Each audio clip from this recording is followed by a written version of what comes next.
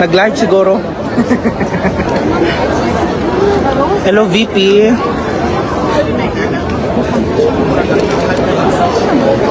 Pangit, uy.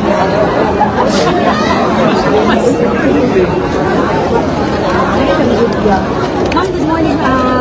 We are friends from the media. But first, ma'am, with regards sa itong araw ng kagitingan, how crucial it is, ma'am, na taliwala sa kadugay na sa panahon, ma'am, naman ay sakripisyo itong mga war veteran that we will continue to remember their sacrifice, especially, ma'am, kanisa itong mga kabatanunan.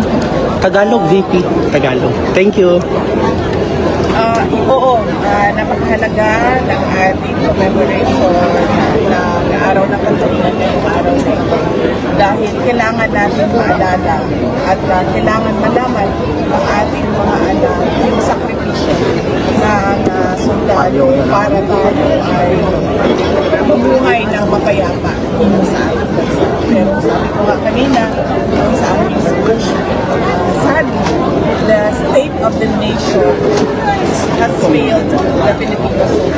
Makikita nyo, there is an absence of an independent foreign policy framework para sa ating bayan. Hindi mo na alam kaninong interest talaga ang ipagprotekta ng ating mga consideration. Pangalawa, dahan-dahan na pagbalik ng insurgency. Nakikita natin na meron iba't ibang skirmishes sa mga lugar. At nakikita natin doon ang recruitment ng ating kabataan dito sa grupong ito. At pangatlo ay yung altering ng Bangsamoro peace process. Nakikita din natin dito na na-agitate na yung grupo ng MILF dahil hindi na nasusunod na pag-usapan. At nakikita na mabagal yung pagbabago sa mga. Thank you, ma'am. We have Sir Argel from GMA. Sir Argel? Ma'am, good morning po.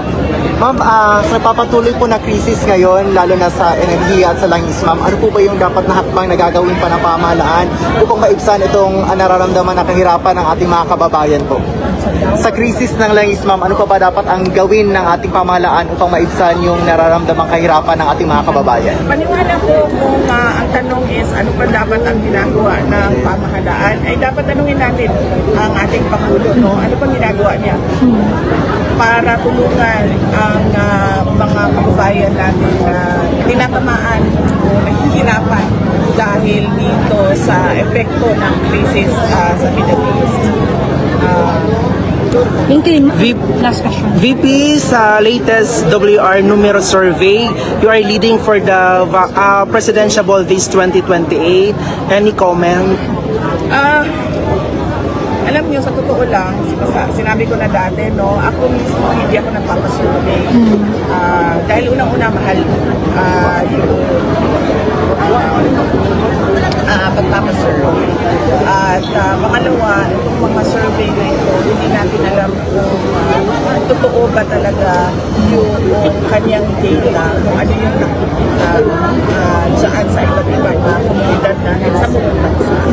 Pero, kung lagi, nagpapasalamat ako at kami sa tanggapan ng pangalawang Pangulo sa patuloy na suporta at pagtitiwala ng ating mga kababayan sa aming kakayahan para magbigay ng makatotohanan na serbisyo.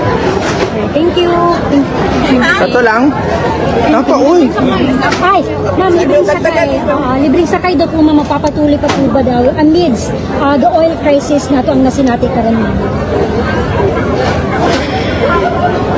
Ang tanggapan ng pangalawang Pangulo ay merong proyekto na libreng sakay para sa lahat. At ito ay sa proyekto na sinimulan namin noong 2020 dahil nakita namin na kailangan talaga ng tulong ng ating mga kababayan in terms of savings sa daily expenses nila. At ito ay tutuloy, lalo na ngayong merong krisis at merong sobra at bigla ang pagtaas ng presyo ng mga bilihin. VP, update na lang dun sa 2028 elections. May ano ka na ba, initial list sa 12 senator slate mo or possible mas marami pa sa 12? Wala. Wala pa akong senators. Merong mga nagpahayag na interesado sila na magsama kami kung sakali na ako ay tumakbo at sila din ay tatakbo. Pero kung sasabihin mo na meron na talaga listahan at meron na talaga usapan, walang ganoon para sa senators sa elections. VP, can you name them po? Yung nag-present na Hindi ko sila papangalanan kasi unang-una, matindi at mainit ang politika ngayon. Lahat na malapit, nakadikit, kaibigan ko ay hinaharas, threatened, kailan ng kaso, inaatake. So, hindi ko sila papangalanan. Unang-una dahil dyan. Pangalawa, dahil kaming lahat ay presumptive candidates pa lang. Dahil wala pa namang filing ng candidates. So, hindi natin alam kung matutuloy ba talaga yung pagtakbo nila or hindi. Antayin natin sa darating na, at malapit na yun, darating na period of filing ng candidates sa susunod lang. Yan, nandun lang. Sa susunod na taon. Last na lang, VP, kailan ang right time na i-declare mo yung vice president mo, running mate mo? Right time, kailan po? I-announce. Ready, kung meron na, dahil sa ngayon wala pa naman ako vice president meron na at ready na siya na magpahayag na siya ay tatakbo na siya bilang vice president. Pwede po. Napa?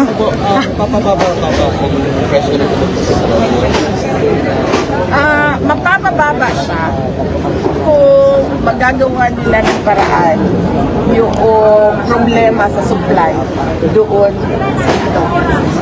Or mapapababa siya kung merong ibang supply na hindi dumadaan sa Philippines na mapasok sa ating bayan.